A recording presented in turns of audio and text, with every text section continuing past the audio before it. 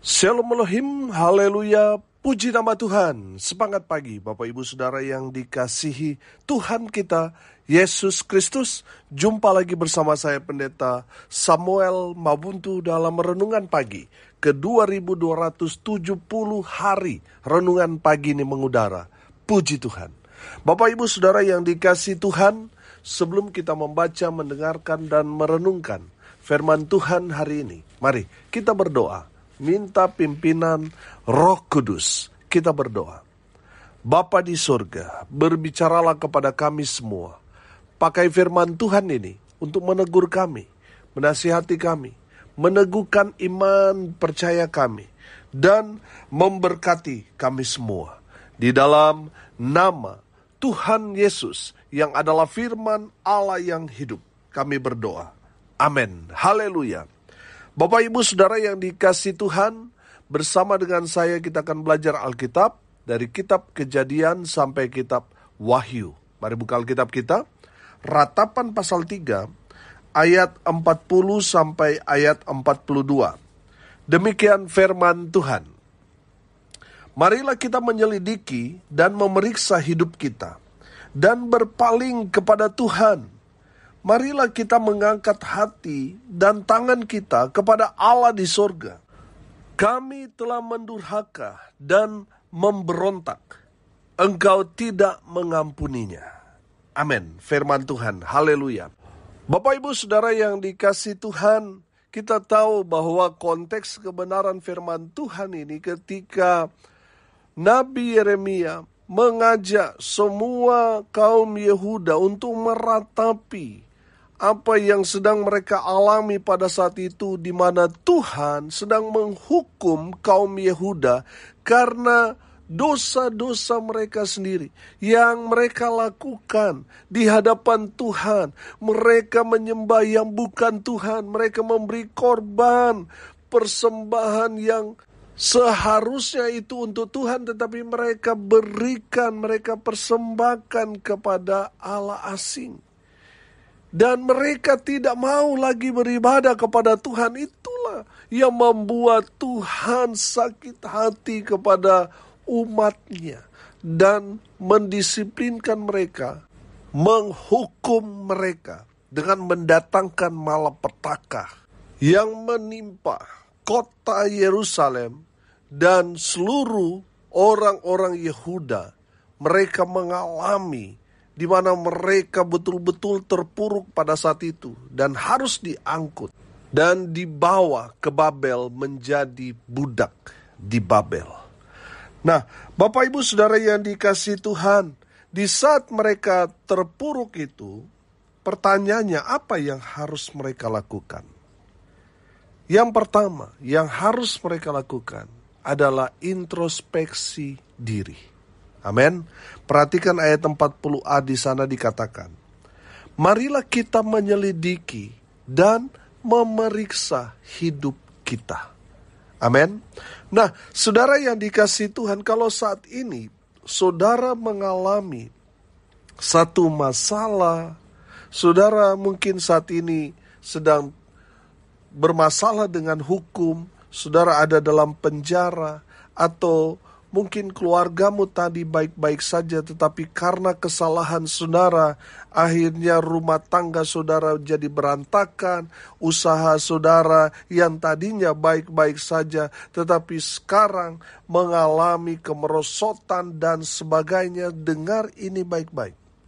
Yang harus saudara lakukan, introspeksi diri. Amin. Nah, firman Tuhan ini jelas. Marilah kita menyelidiki dan memeriksa hidup kita. Jangan cari pembenaran. Nah, banyak orang, bahkan ada juga yang bergelar hamba Tuhan, sudah berbuat salah, tetapi masih mau mencari pembenaran. Cari ayat-ayat Alkitab yang mendukung dia untuk membenarkan statementnya atau tindakannya yang salah. Bapak Ibu Saudara yang dikasihi Tuhan, kalau saat ini saudara mengalami satu masalah, jangan cari pembenaran. Introspeksi diri. Amin. Introspeksi diri, kenapa ini harus terjadi? Kalau saudara salah, ya sudah, ngaku aja salah. Nggak usah cari-cari pembenaran. Saudara sudah jelas-jelas salah, ngaku aja salah. Nggak usah gengsi, minta maaf, datangi orang itu, minta maaf, selesaikan. Nggak usah cari-cari pembenaran. Saudara mungkin bisa menyewa pengacara hebat sehingga bisa memenangkan perkara saudara yang tadinya posisi saudara salah bisa jadi benar, saudara. Saya mau bilang, mungkin saudara bisa menang dalam masalah itu. Walaupun posisi saudara salah, tapi di mata Tuhan, orang yang salah tetap salah. Tidak ada pembenaran bagi orang yang berbuat dosa. Nah, saudara yang dikasihi Tuhan, introspeksi diri saudara. Kenapa keluarga saudara berantakan? Introspeksi. Nah, kebanyakan keluarga bermasalah karena gengsi. Yang salah nggak mengaku salah, yang benar tidak mau mengampuni. Ini masalahnya. Bapak Ibu Saudara yang dikasihi Tuhan, jangan sampai kita sama seperti dengan orang-orang Yehuda ini. Nanti dihukum Tuhan, baru menyesal. Introspeksi diri saudara. Jadi suami sudah nggak jadi suami yang baik? Jadi istri sudah nggak jadi istri yang baik? Jadi orang tua sudah nggak jadi orang tua yang baik? Jadi anak sudah nggak jadi anak yang baik? Jadi hamba Tuhan, jadi bos, jadi pimpinan, sudah nggak kita jadi orang yang baik? Bapak Ibu Saudara yang dikasihi Tuhan, mari kita mau introspeksi diri kita. Untuk apa? Untuk kita dapat berkembang, maju lebih lagi. Nah, kalau kita nggak bisa introspeksi diri, kita merasa kita orang yang paling hebat, kita merasa kita, wah sudah paling sempurna. Nah, ini masalah. Bapak Ibu Saudara yang dikasihi Tuhan, saya percaya orang yang mau upgrade, dia pasti introspeksi diri. Amin. Bapak Ibu Saudara yang dikasihi Tuhan, kalau saat ini saudara sedang mengalami sama seperti yang Yehuda alami, saudara mengalami ada tantangan yang berat yang saudara sedang hadapi saat ini. Mungkin saudara sedang ada masalah yang besar. Introspeksi diri saudara. Yang kedua, apa yang harus kita lakukan ketika kita ada dalam pendisiplinan Tuhan? Bertobat. Perhatikan ayat 40b di sana dikatakan begini. Dan berpaling kepada Tuhan. Amin. Artinya apa saudara? Berpaling kepada Tuhan itu artinya bertobat. Amin. Saudara yang dikasihi Tuhan, kalau saudara ditegur Tuhan, saudara itu berarti Tuhan masih mengasihi saudara. Firman Tuhan berkata, barang siapa ku kasihi, ia akan kutegur dan kuhajar. Jadi kalau saudara ditegur Tuhan, itu tanda Tuhan masih mengasihi saudara. Jadi kalau saudara ditegur, bertobat. Nah, orang-orang Yehuda ini kan ditegur Tuhan dengan sangat-sangat keras. Tujuannya apa? Supaya mereka bertobat. Supaya ini menjadi pelajaran pada generasi yang berikutnya, supaya mereka tidak melakukan kesalahan yang sama. Di hadapan Tuhan, dosa besar, dosa kecil itu sama. Dan Tuhan tidak kompromi. Siapa yang berdosa, mereka harus dihukum. Nah, Bapak Ibu Saudara yang dikasihi Tuhan, Yehuda ini kan dapat teguran keras, tujuannya supaya mereka bertobat. Nah, ada banyak orang sudah ditegur, tetapi nggak tobat-tobat. Saudara dengar ini baik-baik. Mungkin ini teguran terakhir dari Tuhan buat saudara. Kalau saudara masih mengabaikan ini, saudara masih mengeraskan hati, jangan salahkan Tuhan. Saudara nanti ketemu Tuhan terus saudara bilang, kenapa Tuhan gak tegur, gak beri kesempatan. Tuhan sudah kasih saudara kesempatan yang begitu panjang, begitu lama, tapi saudara gak bertobat. Dan bisa saja ini teguran terakhir dari Tuhan buat saudara. Dan kalau saudara ditegur firman Tuhan ini, bertobatlah. Amin. Bertobatlah, berpaling kepada Tuhan. Datang cari Tuhan, itu orang yang bertobat. Amin. Tinggalkan semua perbuatan-perbuatan dagingmu. Semua yang mendatangkan dosa. Baik itu dosa percabulan, persinahan, judi, mabuk-mabukan, pakai narkoba, tipu sana, tipu sini, dan lain sebagainya. Saudara tahu, semua yang bertentangan dengan firman Tuhan itu dosa. Dan saudara tahu betul. Jadi saya percaya saudara nggak perlu diajarkan lagi, oh ini dosa, ini tidak. Saudara tahu apa yang saudara lakukan. Dan semuanya itu kita akan pertanggungjawabkan di hadapan Tuhan. Jadi saudara yang dikasihi Tuhan, kalau saudara sudah tahu apa yang saudara lakukan itu mendatangkan dosa, bertobatlah, tinggalkan itu semua dan kembali kepada Tuhan. Amin. Dan sebagai bentuk pertobatan saudara datang cari Tuhan. Amin. Dan hidup sesuai dengan firman Tuhan. Haleluya. Yang ketiga saudara, apa yang harus kita lakukan ketika kita didisiplinkan Tuhan, ditegur Tuhan? Yang ketiga saudara, beribadalah kepada Tuhan sungguh-sungguh. Perhatikan ayat 41. Marilah kita mengangkat hati dan tangan kita kepada Allah di surga. Haleluya. Bapak Ibu Saudara, maksud firman Tuhan ini, mari kita mau datang kepada Tuhan, membawa hati kita. Kita persembahkan kepada Tuhan sebagai persembahan yang hidup, yang kudus dan yang berkenan di hadapan Tuhan. Yaitu mempersembahkan hidup kita. Amin. Menjadi korban persembahan. Oh haleluya. Bapak Ibu Saudara yang dikasihi Tuhan, itu yang Tuhan mau.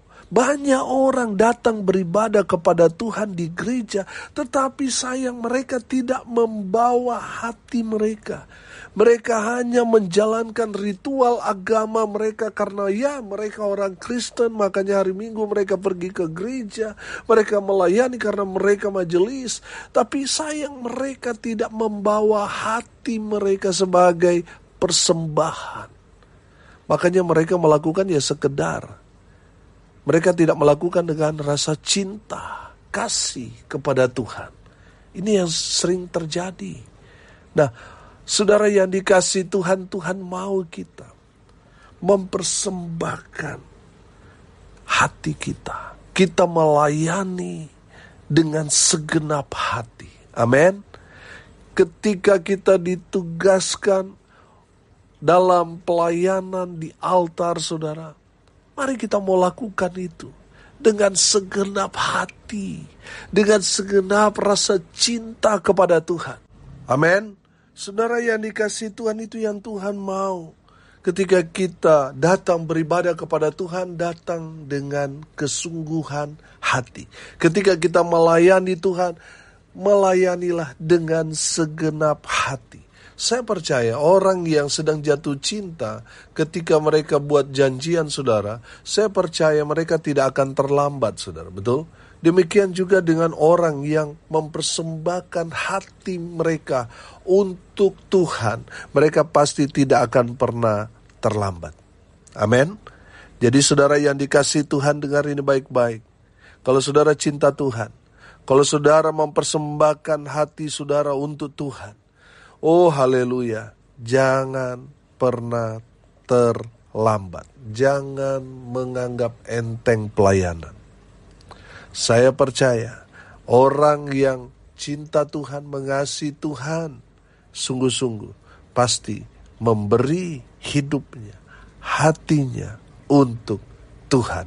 Menjadi korban persembahan bagi Tuhan. Haleluya, haleluya.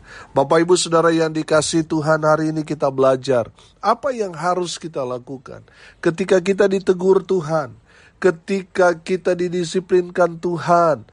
Yang harus kita lakukan, yang pertama, introspeksi diri. Yang kedua, bertobat. Yang ketiga, beribadalah kepada Tuhan dengan segenap hatimu. Amin. Mari kita berdoa. Terima kasih Bapa di surga, sudah berbicara kepada kami semua melalui kebenaran firman-Mu. Berkati semua pendengar dimanapun mereka berada. Tuhan memberkati hidup mereka, rumah tangga mereka diberkati. Usaha, pekerjaan, pelayanan mereka dibuat beruntung, berhasil dalam segala hal. Mereka yang sakit Tuhan sembuhkan. Mereka yang lemah Tuhan kuatkan. Hibur mereka yang saat ini sedang berduka cita. Dan hamba berdoa biarlah berkat Tuhan turun memenuhi semua pendengar. Dimanapun mereka berada, semua diberkati Tuhan. Bapak Ibu Saudara yang dikasihi Tuhan, arahkanlah hatimu kepada Tuhan dan terimalah berkat dari Tuhan Yesus. Tuhan memberkati engkau dan melindungi engkau. Tuhan menyinari engkau dengan wajah-Nya dan memberi engkau kasih karunia. Tuhan menghadapkan wajah-Nya kepadamu dan memberi engkau damai sejahtera. Di dalam nama Tuhan Yesus yang adalah sumber dari segala berkat, Bapak Ibu Saudara yang percaya, diberkati Tuhan, katakan amin. Puji Tuhan. Bapak Ibu Saudara yang dikasihi Tuhan, kalau saudara merasa diberkati melalui renungan pagi ini, bagikan juga kepada saudara-saudara yang lain, supaya mereka juga diberkati. Karena untuk itulah kita dipanggil untuk jadi berkat. Haleluya. Bapak Ibu Saudara yang dikasihi Tuhan, saudara yang mau didoakan secara khusus, saudara bisa menghubungi WA saya di 085 338 17 6267. Saudara yang tinggal seputaran Bali dan mau saya bersama tim datang untuk mendoakan Bapak Ibu Saudara sekalian yang sedang sakit, saudara bisa hubungi WA saya di 085 338 17 6267. Saya bersama dengan tim saya akan berdoa buat saudara karena kami percaya mujizat pasti terjadi sampai sekarang ini. Haleluya, haleluya. Salam kasih dari Bali. Saya Pendeta Samuel Mabuntu. Sampai jumpa besok pagi. Tuhan Yesus memberkati kita semua. Haleluya.